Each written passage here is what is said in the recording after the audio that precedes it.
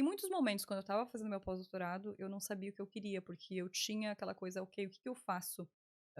Eu sabia das estatísticas, né, que são, tipo assim, de dar medo em todo mundo, que em torno de 1 a 3%, cada fonte vai citar um número diferente, Hum. dos doutorados, das pessoas que fazem doutorado, na verdade, vão ir para uma posição acadêmica. Então, eu sabia que era uma coisa muito restrita, especialmente na área da saúde, de ciências biológicas.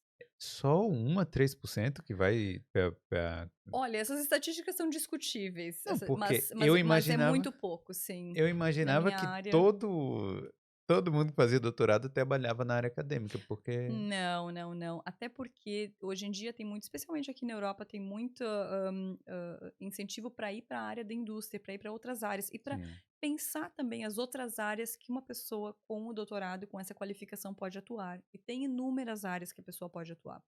Então, eu para mim, sempre me fascinou muito a área da indústria farmacêutica. Como farmacêutica, eu tinha sim. muita curiosidade, e também a área acadêmica. Eu gosto do contato com os estudantes, de dar aula e tudo Hum, mais. Só que eu tinha aquela consciência que, tipo assim, quem sabe eu não conseguiria a posição acadêmica que eu sim. sonhava. Porque você continua, né, sonhando, pensando, gostaria, e realmente foram anos de pensar, tipo, desisto, vou, mudo, o que que eu faço, quais são os próximos passos. Então, eu realmente olhei para áreas diferentes, por exemplo, assim, você pode ser editor de uma revista científica, Sim. depois no doutorado, você pode tem um número, pode trabalhar com a parte regulatória, com a parte de legislação, com a parte de ética, tem um número de possibilidades, mesmo depois do doutorado. É, mas aí é porque, assim, né, tem outra coisa, aproveitando que tá nesse assunto, que existe um problema também quando a pessoa se qualifica demais, e aí, por exemplo, você trabalhou e tal, mas vamos supor, tem gente que pode fazer graduação, depois fazer o mestrado, fazer a pós-graduação, e na hora de começar a trabalhar na indústria, né, normalmente, ou ela está muito qualificada, mas sem experiência prática nenhuma. Sim. Nisso pode ser ruim, né? Felipe, isso aconteceu comigo. É Hum, bem engraçado, porque eu cheguei a um ponto que eu até busquei. Uma coisa que eu acho que é uhum, legal é a gente sempre buscar mentores e hum, buscar conversar com pessoas diferentes que passaram por experiências diferentes para tentar aprender e ver o que, que se encaixa com a gente, porque não tem receita de bolo. Então, um dos mentores me falou: ah, você, quem sabe, vai para a hum, indústria, trabalha um tempo na indústria e depois você volta para a universidade. E era uma coisa que eu tinha muito medo. Ah, se eu largar a universidade, eu nunca mais vou voltar. Então, eu fui aplicar para algumas vagas. Eu já tinha 3 anos, eu tinha 3 anos de pós-doutorado feitos. E daí eu apliquei para as vagas e eu recebi um feedback, né, um comentário de um recrutador que ele disse, tipo assim, nossa, você tá super. Você não deveria estar aplicando para essa vaga aqui. sim, é Então, muito tá muito qualificada. qualificada. Então, eu tive nãos por causa da minha qualificação, mas ao mesmo tempo, como você falou, eu ainda não tinha experiência e eu gostaria de ter aquela experiência. Então, acontece, realmente acontece. Então, Hum. no meu caso, eu busquei colaborar com a indústria, trabalhar dentro da universidade para ter esse aprendizado, por exemplo, para adquirir experiência. Então, de uma maneira diferente. Então esse é um caminho bom, né, você conseguir conciliar as 2 É uma coisas. possibilidade, é uma É. possibilidade. Mas e aí, então como é que você se tornou professora lá? Como eu comecei, pra mim a barreira da língua foi uma das coisas que É, foi, que a gente estava a gente estava conversando. conversando, então foram anos, de medo primeiro, eu me freava muito, eu tinha medo de falar, eu sempre fui muito perfeccionista, eu queria falar e eu queria que falar correto. E hoje eu tive que entender que eu não tenho que buscar ter um inglês nativo, eu tenho que Hum, comunicar o que eu preciso comunicar. E isso foi um professor que me disse quando eu fiz a minha primeira apresentação em público, que foi na Itália, ele só me disse, diz ele assim: "Cristina, eu não falo português. Eu só hum, falo inglês e eu me envergonho de só falar inglês. E hum. você fala português e você fala inglês". Eu falei: "Mas professor, eu não falo inglês". E daí ele É, assim: "Não, você comunica o que você tem que falar, não interessa o seu sotaque, não interessa os erros que você vai fazer, e é ok, o importante é comunicar". E eu acho que isso pra mim foi um dos fatores mais importantes pra eu realmente aceitar essa barreira, aceitar que eu vou ter sotaque, aceitar que eu vou falar coisas erradas e tá tudo bem, eu tenho que comunicar. Então, eu fiz inúmeras aplicações que a gente diz, eu submeti meu currículo para inúmeras universidades, para inúmeras oportunidades. Os processos de seleção normalmente são bem cansativos, são horas de processo. Você tem que dar uma aula para as pessoas do departamento que vão te contratar, então eles vão te fazer bastante perguntas. Então, é um processo bastante longo. E eu tive muitos nãos. Então é um processo mesmo de várias entrevistas.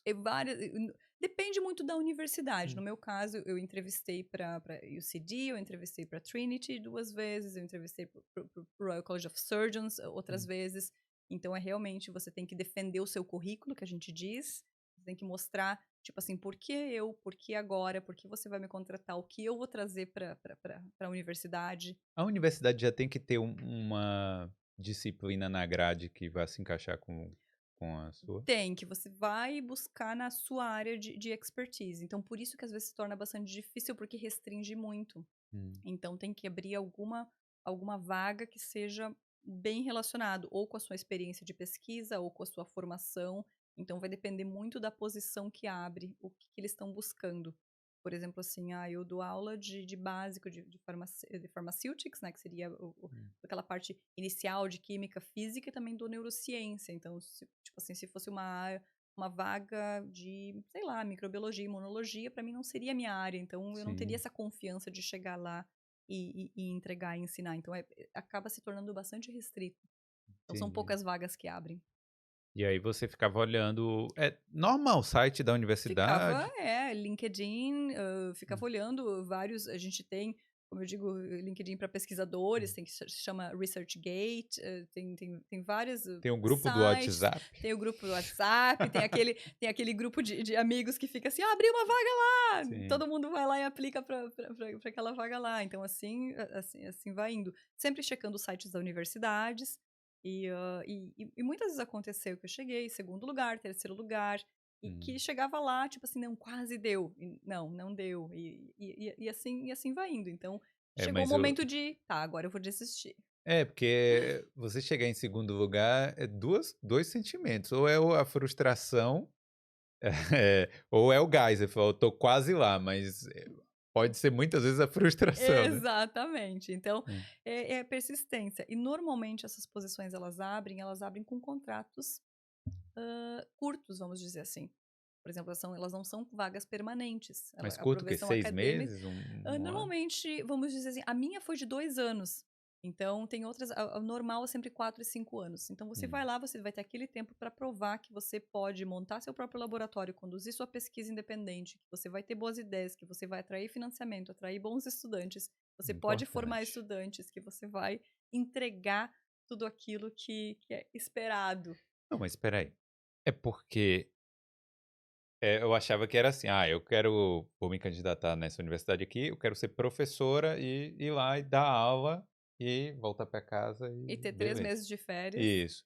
Mas não é assim, né? O que a universidade quer é saber também o seu lado pesquisadora, né? Isso. Sim.